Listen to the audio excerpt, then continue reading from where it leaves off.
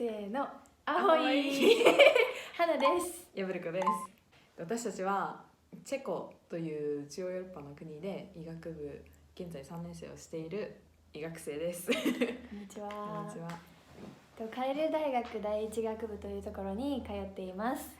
はい、今日から YouTube 始めました。イエーイ。どんなコンテンツをお届けしたいかというと、入試についてだったりとか、あとは医学部医学生の生活、チェコの医学生の生活、あとは単純にチェコがどんな国なのかとか、美味しいご飯屋さんとかチェコに住んでる人とかにも役に立つ情報とかいろいろ、いつか観光とかまた行ける時代になったらそういうのに役立つ情報とかいろいろ発信していきたいと思っています。まずは1本目なので私たちの自己紹介をしたいと思います。じゃあじ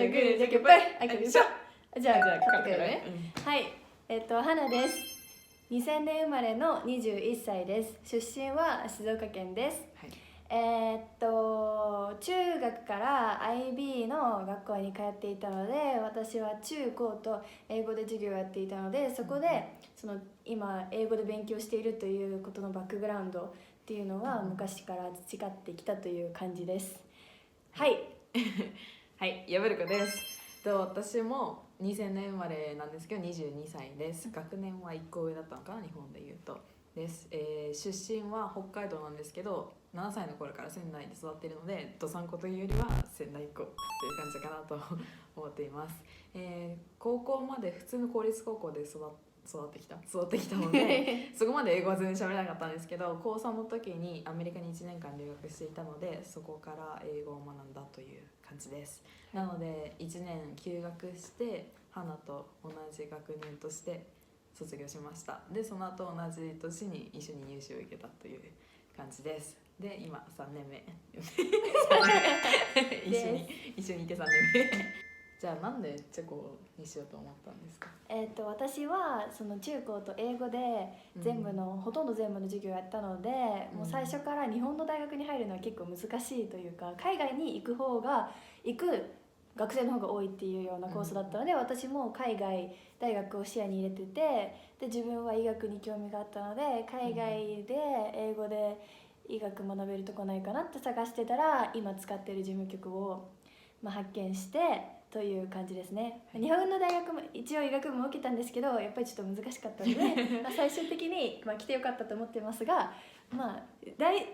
ストチョイス英語使っちゃった第一志望っていうわけではなかったです。はい、なるほど。私はですね、